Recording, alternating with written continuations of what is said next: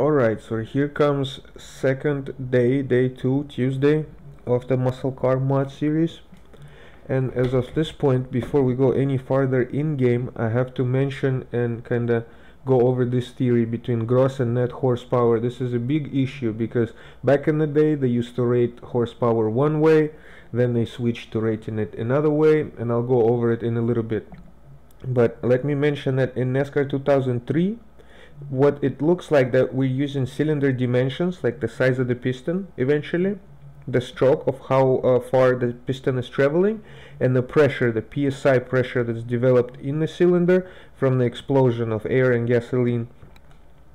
That does not even require any horsepower in the formulas. It is only strictly torque and pressure and RPM, not even RPM as much. But anyway, more to that later. Let me go back. Because we don't know what kind of ratings NASCAR 2003 uses, we need to keep both in mind. What if it uses gross horsepower, or what if it uses net horsepower? Now let me explain to you a little bit back in the day of how they used to measure these engines. Horsepower used to be a big deal back in the day during the muscle car wars. So the way they rated their engine, and I'm just gonna zoom this one out, is they took all the accessories off, they took the exhaust off, they took the water pump. As you can see right here, all the water and cooling is being done by electrical outside water pump that's not draining any power from the engine. This is pretty much the most optimal condition for the engine. Bare naked, no restriction, as you can see, open exhaust at the end. So of course the engine didn't have to overcome any extra restriction or power, and therefore it produced much higher horsepower ratings, and everybody were like, oh wow, you know, Chevy Camaro 400 horsepower, damn, that's so cool. Basically all that was lasting up to 1970s. In 1970s everybody started measuring engines more conservatively, more accurate, and that is called net horsepower. Let me take a look at this engine and zoom that one out. Kind of bad picture, but here, as you can see, the engine has all of the accessories. It has the air conditioning pump, power steering pump, alternator, the belt, tensioner. Also you could see the exhaust or stock exhaust manifolds with catalytic converters probably installed or not, but stock length exhaust pipes. All the restrictions that were possibly, you know, affecting the engine power were included now as of 1972, as early as 1971 actually. So we have two different power ratings: gross horsepower, which is back in the day horsepower, kinda, you know, bare naked engines, a little bit of a cheating way, and we have net horsepower, pretty much boring low numbers, but this represent the exactly, you know, how much power the engine actually produces that you could use to accelerate the car rather than drive the alternator and power steering pump and all the other accessories. We get a little bit lucky here, and we get a little extra clue on the numbers, because in 1971 General Motors published their numbers as both gross and net horsepower ratings right next to each other. Also, there was a lot of speculation on those numbers. A lot of them were like artificially made, and I'll go over it in a little bit in the second part of the video. However, using automobilecatalog.com, for now it's still doing its job. I have 5 different tabs with 5 different vehicles which I found that were made approximately in the time era of 1960s and 1970s. It was really hard because a lot of models stopped being made in 1970, or they switched the body, like the Camaro, and I don't want to compare two same engines from 2 different generation Camaros, because my test is not going to go as scientific. I want to keep the same model line with the same engine of the different years, and it was kind of hard to find few models that were made that way. But here's the 5 cars that we're going to take a look at. It's Impala, Caprice, Bel Air, Nova, and Corvette, and we're going to fill in this little blank in the advertised horsepower as we go. Let's take a look at the Impala first. Alright, so I have about 11 more minutes to cover 5 cars. That's 2 minutes per car. That's not happening. Anyway, let's start with the Impala 71 through 76 hardtop coupe, because I don't want to go through all of them, there'll be too many options. Scrolling down to 1971, that is our selection. Let's take a look right here. As I mentioned earlier, in 1971 GM published horsepower in gross and net horsepower right next to each other, which was only 1 year. But this is awesome because we could kind of see, you know, the decrease and the difference between gross and net horsepower, you know, how much accessories the engine is draining. Anyway, when I scroll down, we got values as high as 365 horsepower gross and 285 horsepower net. That is our Chevy Sport 454. And let me input these numbers in my chart. 365 and 285. I'm only gonna cover horsepower, not torque, because it'll take me too much time to go over both. 285. And this is what the engine was rated in 1971. Let's go farther down to 1972 and find our 454. We still have it in our lineup, and now it is rated at 270 horsepower net. So 1 year has passed. They're no longer publishing gross horsepower figures. Everybody is measuring their stuff in net horsepower. And now this engine is rated at 270. It was just rated at 285 net a year ago when they were switching, and now it's missing 15 horsepower. Let's go farther down and investigate. In 1973, we still have our 454. And now it's rated at 245 horsepower. Take a look at that. 245 horsepower. We're missing another 25 somewhere.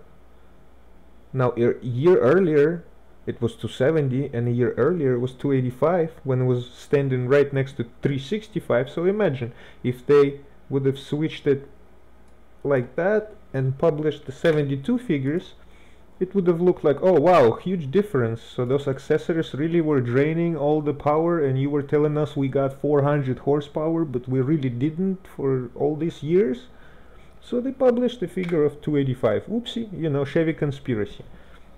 Let's farther go down and see what else Impala can tell us. The same 454 in 1974 is rated at 235. Oops, look at that. 235 horsepower. We're missing another 10. 3 years down the line. That's weird. Let me just skip a few years and go straight down to the last one. In 1976, the last year, 454 was rated at 225 horsepower net. Oh wow, 225. So we're really missing a crap load of horsepower.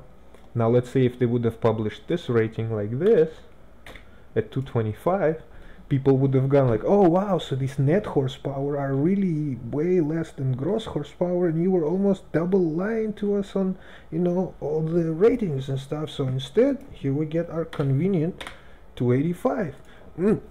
Very nice. This covers up the Impala. I probably killed most of the time on it, so I'm gonna go super fast on the rest of the models. But here we go, guys. Here's the theory between gross and net for now, and we're just gonna keep on going forward, see what we can find. Alright, second car in line is Caprice. Same deal as an Impala, just a different car, just to show you same example. We're not gonna go with the 454 because I already covered it. Let's go with the 400. The best rating of 400 we got is 300 horsepower gross and 206 horsepower net. Let's go with this one, 300 and 206. That's in the Caprice. I'll put the engine as Chevy 400. I already put the 454 right there as an Impala, and we got 300 and 206. Alright, that correct? Now let's go to 1972. This is where they completely switched to net horsepower, and now the best 400 engine is making 240 horsepower.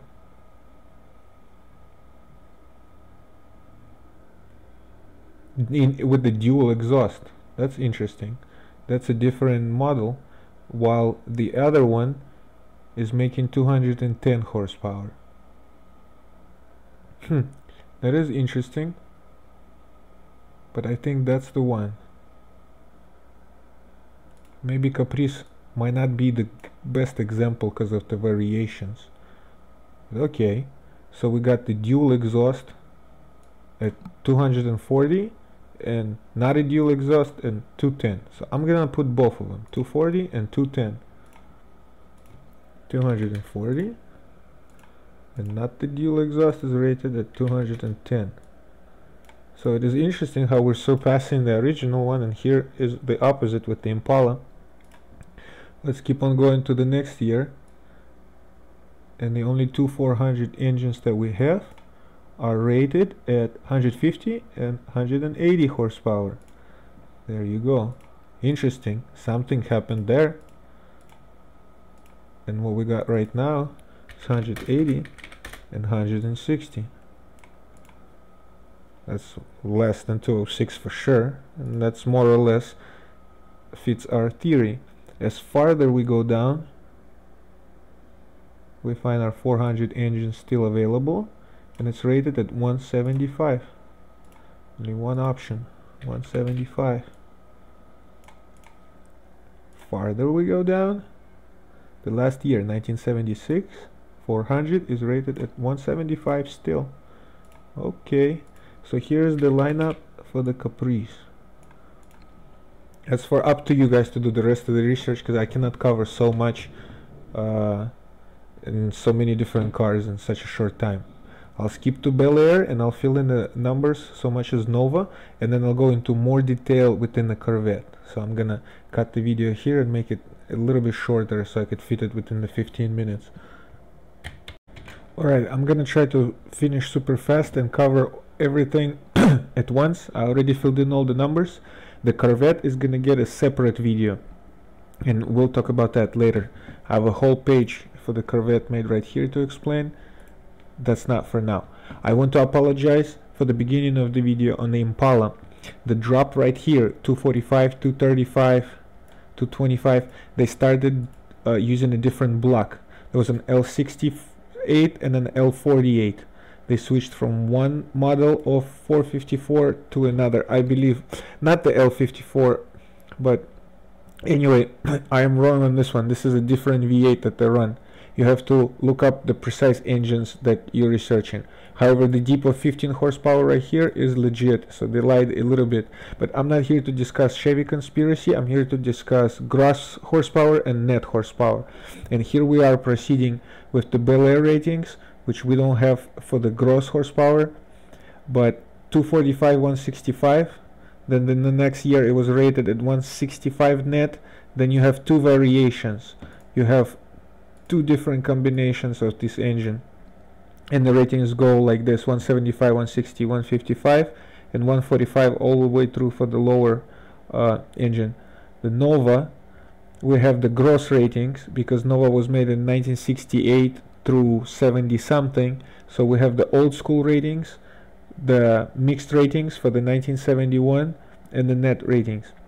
As you can see, the gross horsepower ratings for the Nova are at 250 and 255, two different engines. I'm not going to go into too much detail. Then at the year of transition, it was scored 5 horsepower less at 245, 165 net. Then it was at 165 the next year, so they were actually, you know, retaining the same number of horsepower right there. And then there was two different options of Novas available, two different engines, not engines, maybe different packages or carbs or whatever, the two different horsepower options that you had, the 175 and 145. On the Corvette, I want to go into more detail how you could see the decrease in net horsepower with the years progressing. And right here you see the huge dip. From 250 we're making 205, and from 195 we're making 165. I will show you right now why, and also I'll conclude my video right here. On the Corvette in 1975, you see emission control, catalytic. So they had catalytic converters already installed in 1975 by the law. That's when the smoke check and all that other crap started happening. So the horsepower ratings drop dramatically with the cats on when you do the dyno testing to 165, versus in 1974